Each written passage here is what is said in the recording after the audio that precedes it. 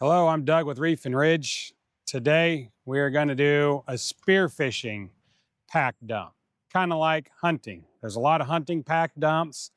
There's hardly any spearfishing pack dumps, and it's also something I wanted to see when I started spearfishing 6 years ago.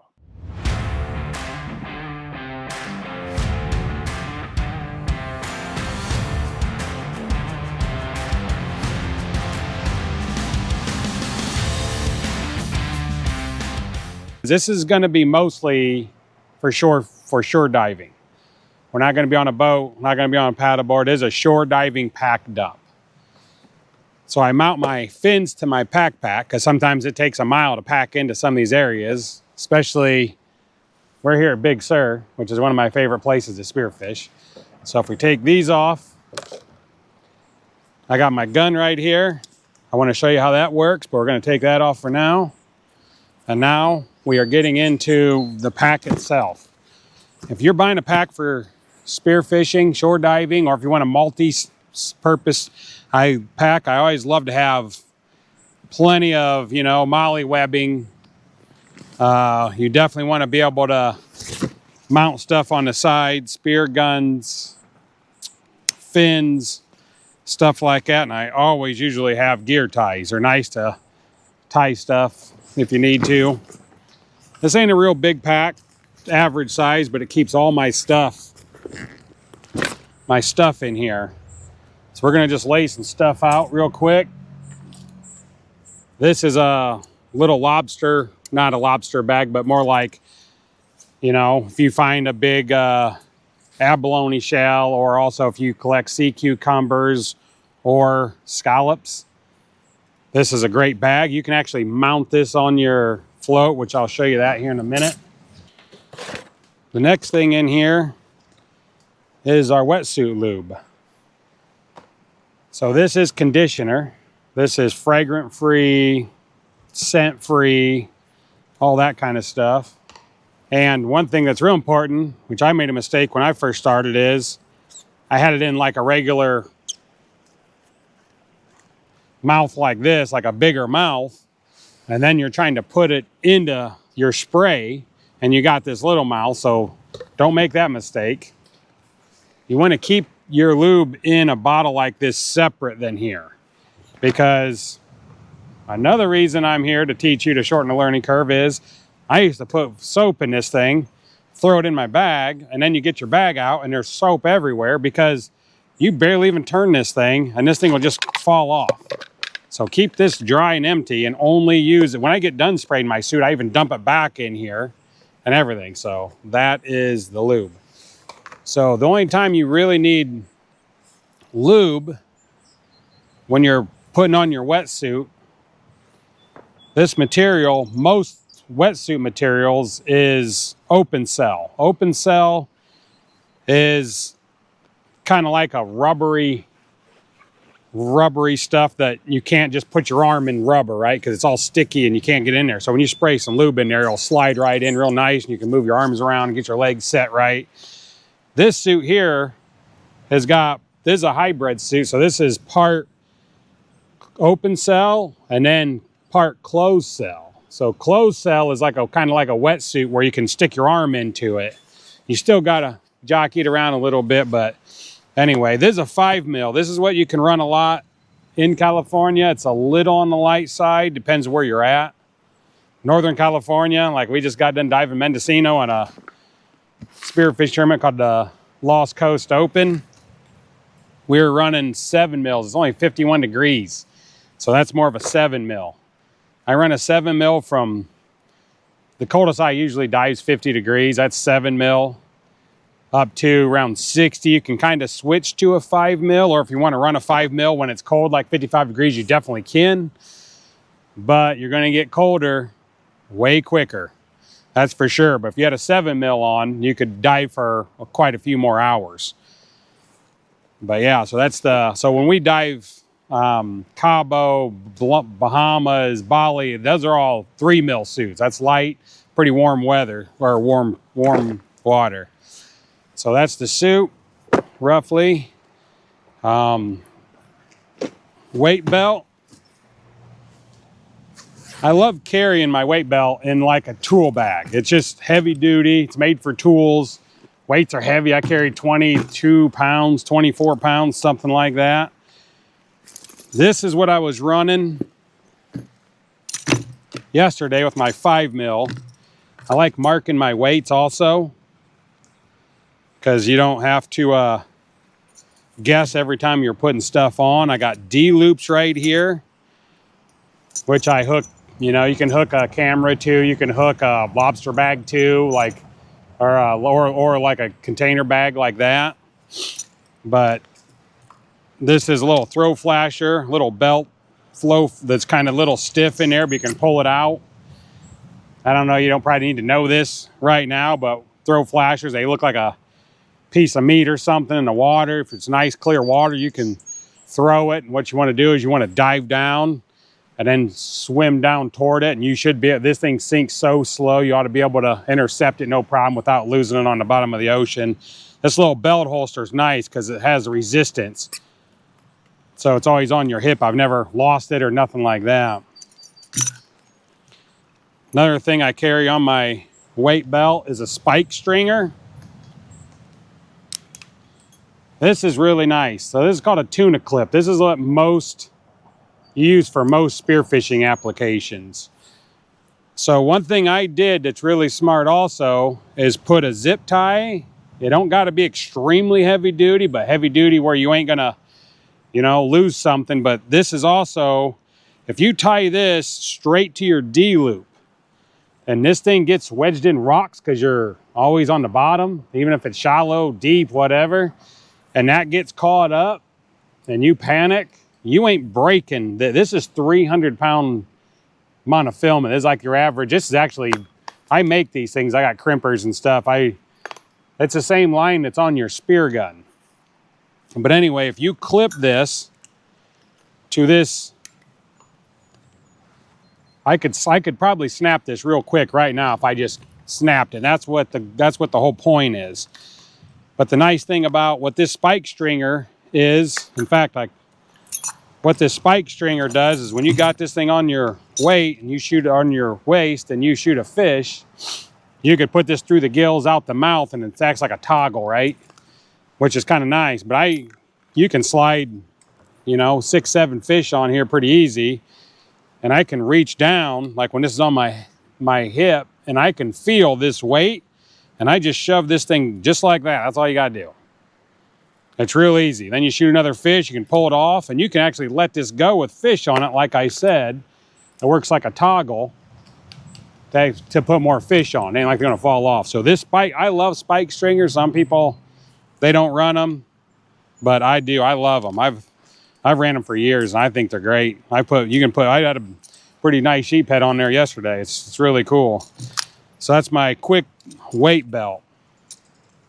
Next, let's get into what else I got in here. I could just dump this whole thing out, but let's just take one thing at a time out. I'm just gonna set this down here. So this mesh bag, I get these from Amazon, and you can get them in like a bigger pack where you get multiple ones, like 3 or 4 big ones like this, and other smaller ones you can put parts and pieces in. But this is my main bag that goes down in my backpack. So this has all my stuff in it. So if you're diving over 33 feet, here is your GoPro cover. Obviously you just open it up, put your GoPro in, close it up. Over 33 feet, you want this. This is what a nice thing to have is you get these covers are 30, 40 bucks. This is an old booty. All I did is cut the foot off of it, right? So when your heels get big holes in them and you're done with them, you try to utilize what you can. Spearfishing's expensive enough already. Try to utilize what you can, and that's a little protective case for that because you don't want to scratch it because then all your footage is going to come out scratched, right? So next thing I pulled out, I'm just going to pull everything out one thing at a time, as I have my light. Lights are very important. Yesterday we forgot them because we were charging them in the truck, and I felt naked without this thing.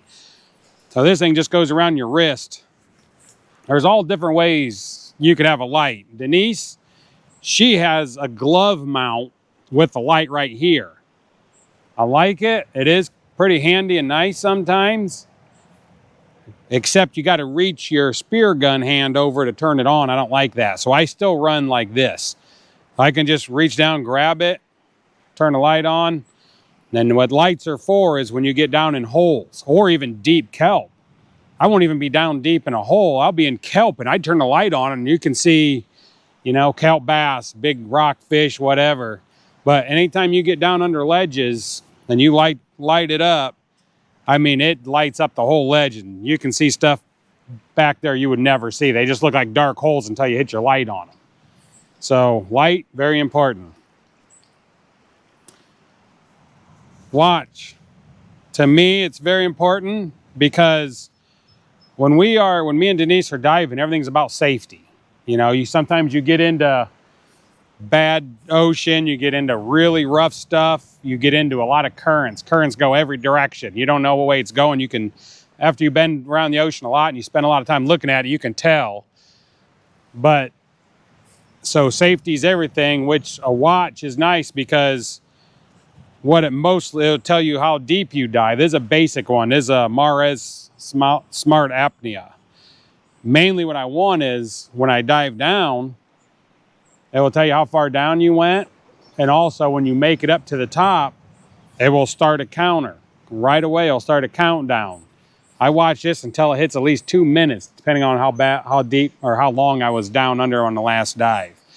So this will help prevent like a shallow water blackout, because there's times where I'm at the top of the water and I'm looking down and I'm like, okay, I think it's about time for me to dive again. I look at my watch, it's only been 50 seconds. And it's like, holy cow, I'm glad I got a watch, because it tells me to I better just, you got to get your brain back rejuvenated from the last dive. That's really important. So there's those two things. I think this light's like 1,000 lumens, I think is what it is. It's a little orca torch is what it is. Okay, next we got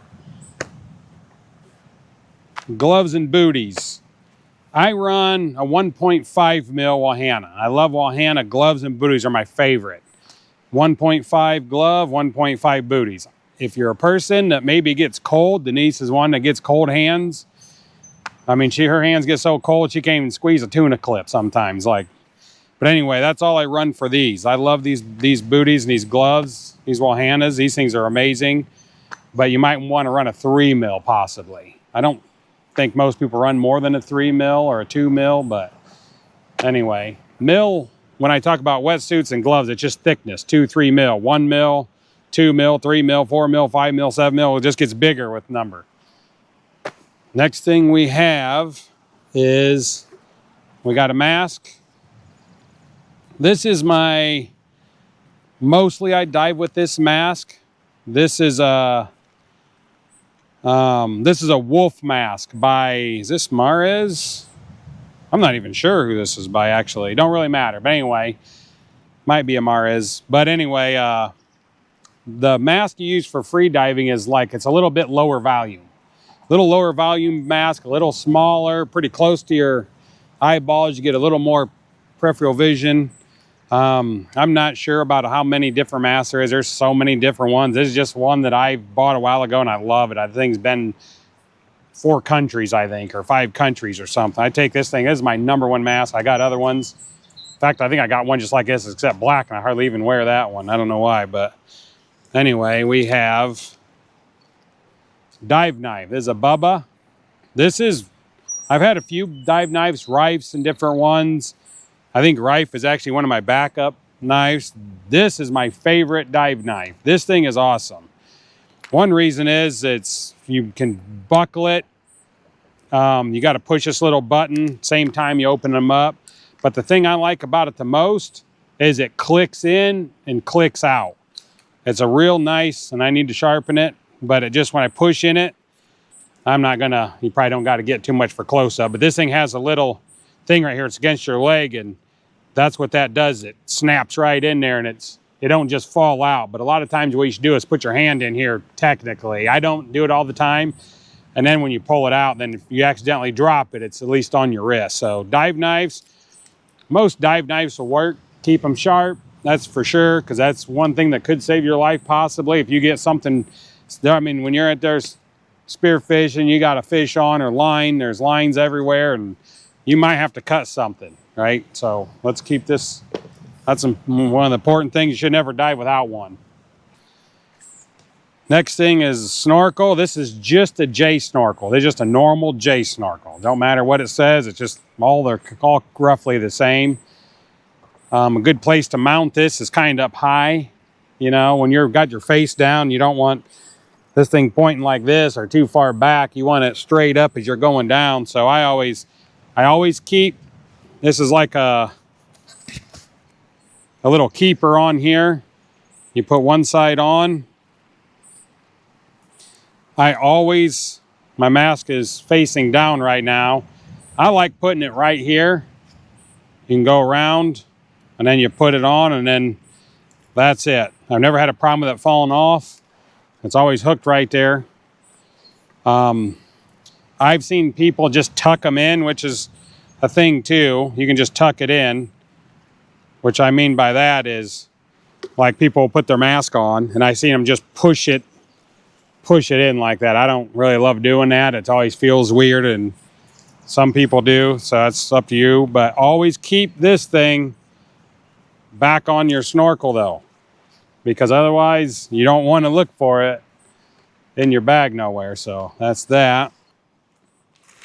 Next thing we have is a float line. This is a 50 footer. And every time you take this off, put it on something.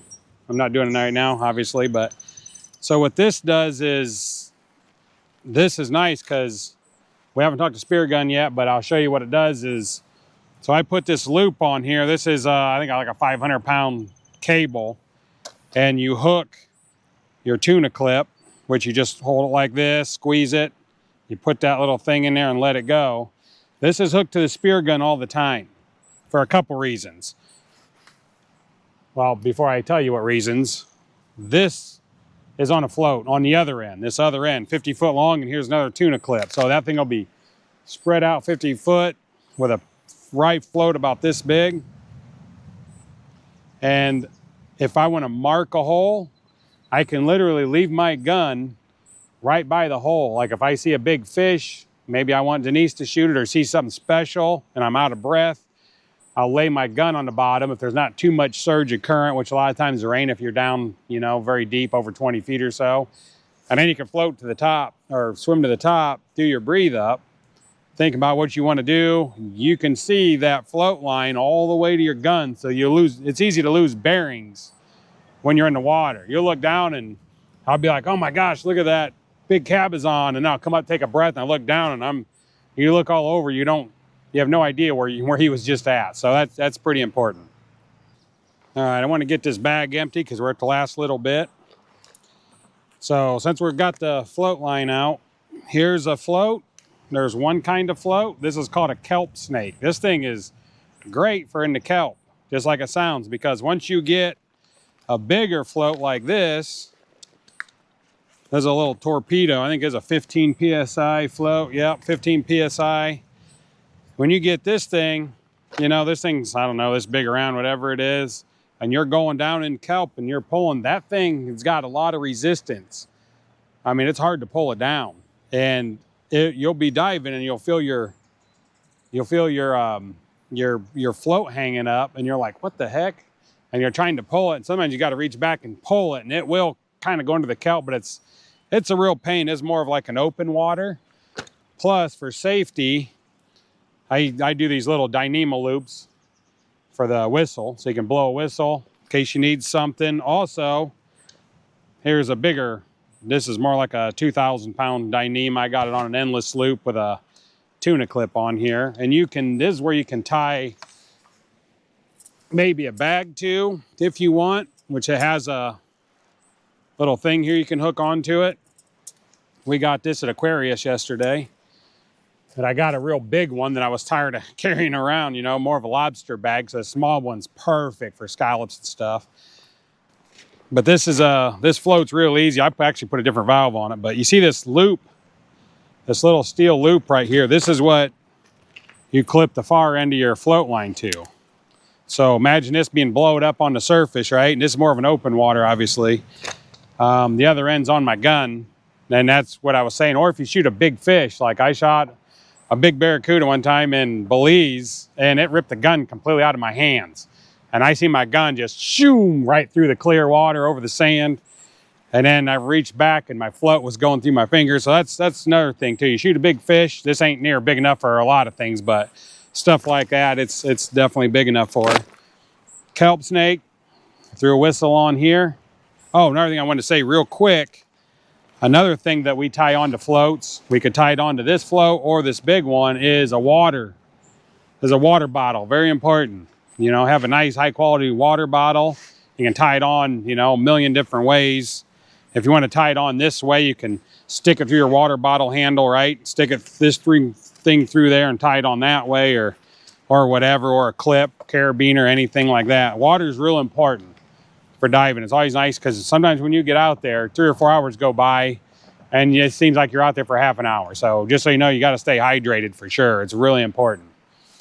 The last little bit, I got little gloves. These are I think these are called Maxi Flexes. You can wear any kind of garden glove really for a lot of this stuff. These are 0 mil. These things are just garden gloves, right? So yeah, I can do even 55-degree weather or water with these. The next thing I have for guys especially is I got a little electric shaver, because that's another reason. I one time had too much hair going and forgot to shave before I went diving. So if I could have this out on the paddleboard, and I've used it so many times. It's just a little cheap shaver, Amazon, I don't know, 20, 30 bucks, whatever.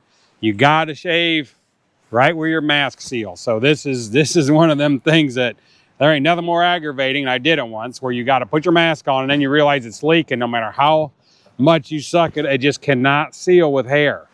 And I'll dive down. I heard you can put Vaseline. I've heard that. I know guys with beards that dive and they'll put like Vaseline and it will put a seal. I don't know how that really works, but it's just crazy to me.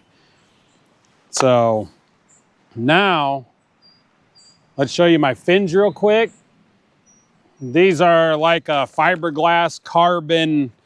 These are an awesome, look at the flex on these. These really throw the water. These things are unbelievable. You'll probably start off with plastic fins if you don't know if you want to get into it, but you got enough stuff and you just want to buy cheapies just to play around. I get it, but God, these things are so nice. I've had plastics. I've had all different kinds. In fact, these things are beat up. Holy cow, these things are beat up.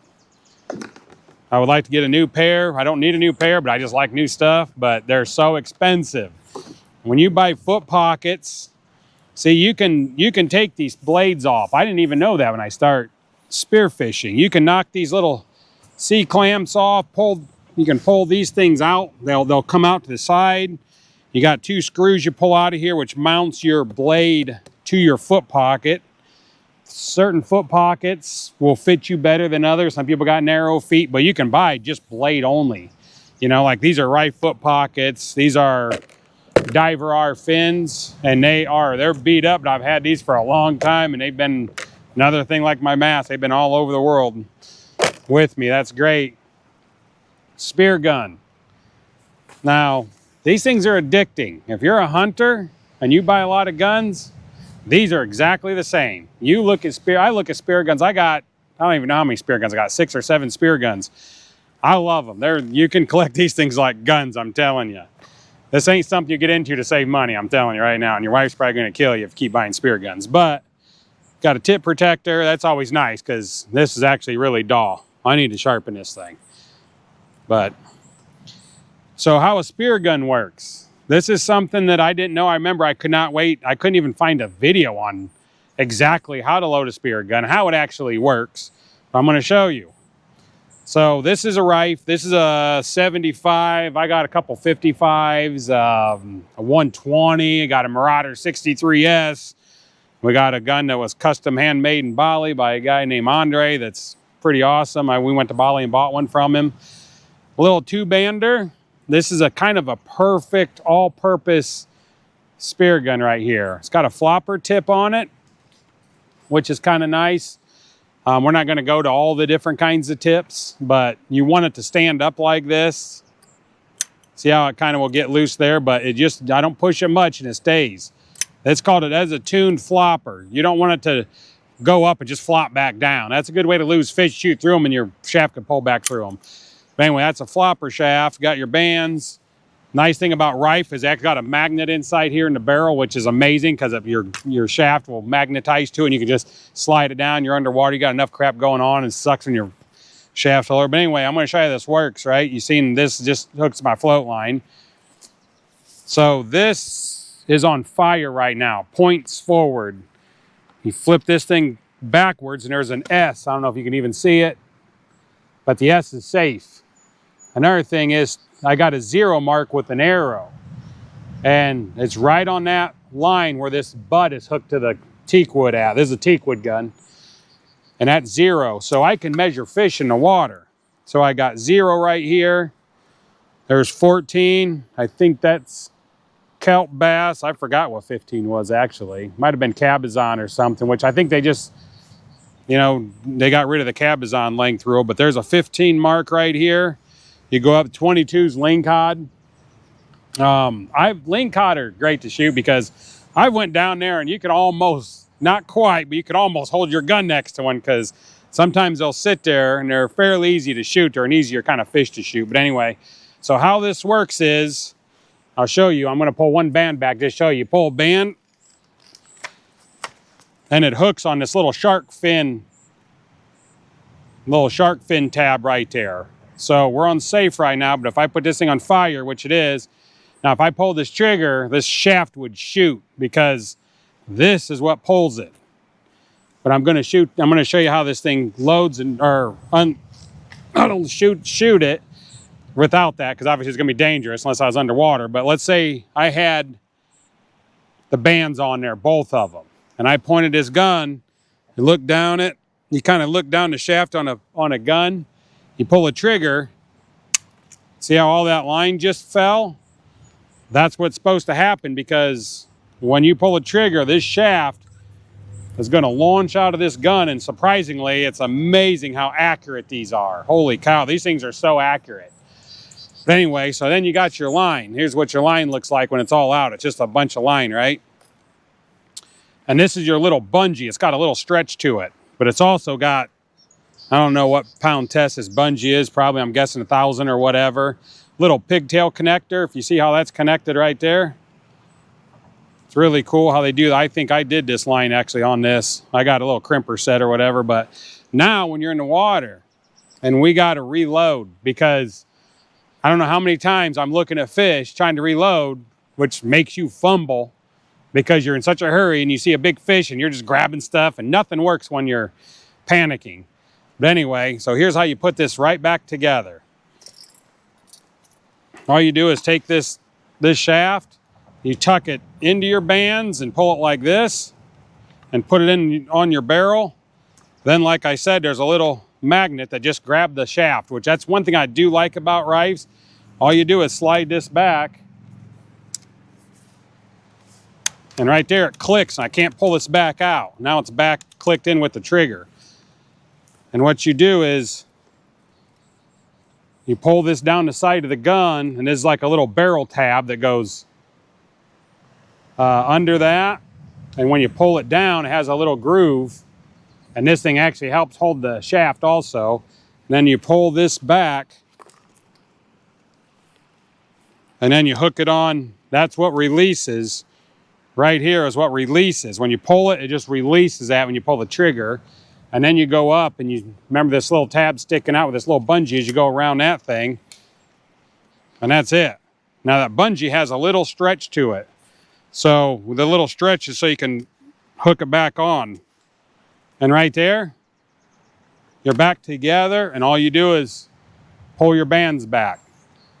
If you do see, and I do this all the time, that's the only reason I'm bringing it up, is sometimes I'll be in a hurry and I'll get the fish. I've actually left fish on my line before.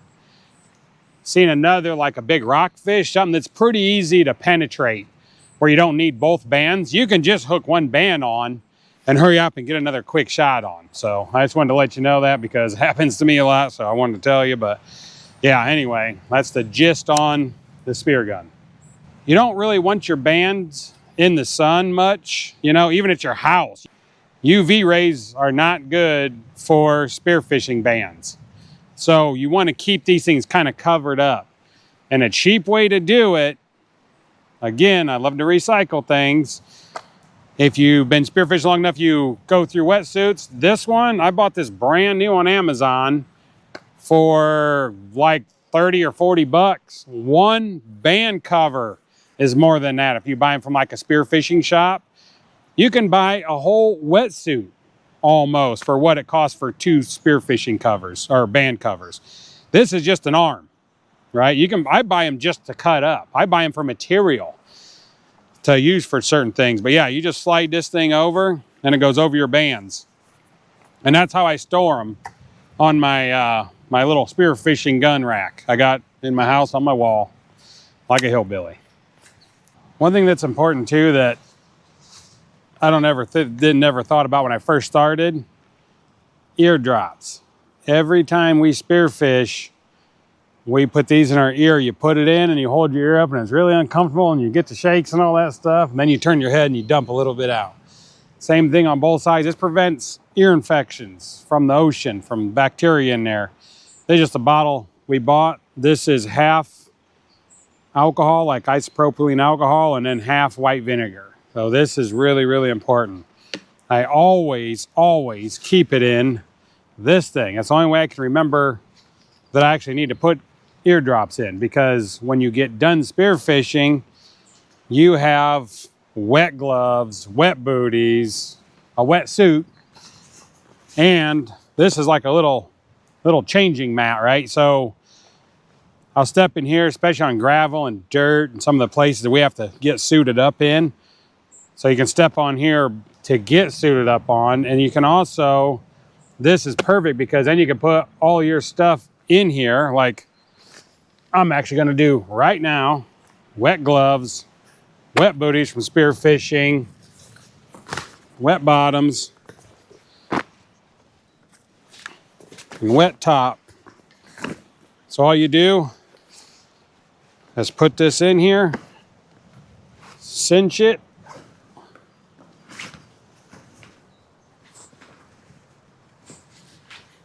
just like that. And what I do is, they're all different, obviously. Flip it up, go around, whatever. Like I said, they're all different. That's just how this one works. Maybe most of them work like that. And then if you do cinch this up, all you do is throw it in your vehicle.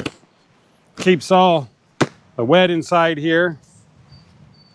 Put this back in here. But that's how I remember to put these in, because when I put all that stuff in there, this thing's the first thing in there. So that's that. Changing robe, something you're going to need to change, because it's not like we go places where there's changing rooms. Obviously, we're out in the middle of stuff. We change in places just like this. So changing robe's nice. It's just like, it's like a big poncho. And so you put it on, you can take your pants off, put your wetsuit on, and then you can pull your changing robe off, put your top on. So, and another thing is, this thing acts like a beach towel virtually too. So you can dry off with it, you know, when you're changing back out of everything. So it's kind of does both purposes for that. But the changing robe that you won't want to have if you do a lot of like on the boat and you're bouncing from kelp patty to kelp patty or whatever, we have one's called a surf fur that's kind of like this, except I think this and this system, this little changing mat came together. You can get them pretty cheap, like 40, 50 bucks or whatever.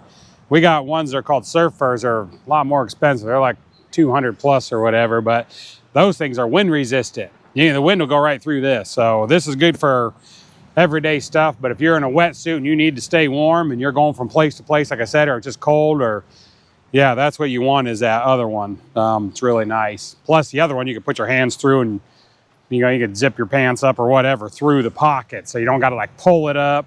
This one you got to pull up. It's like I said, it's a cheaper one, but anyway. And the last thing I have in my bag is a towel. This is a really thin one I got from Reef with a really cool design on it of a guy laying on the bottom, which is really awesome. But anyway, this is a real thin, but it's pretty absorbent and it works really good. But I have this thing. Oh, Slow Tide makes it. This thing is really nice because I just threw it in the bottom of this thing, and that's usually in there first, then this, and then all this stuff. So, all right, so that's about it, I think, with everything. If you guys have any questions, I love to talk spearfishing. So I've been through a lot of other gear besides what I have right here. A lot of other gear, a lot of different wetsuits, different everything. So if anybody's got any questions on anything, comment, let me know what kind of question you got, and I could hopefully help answer it.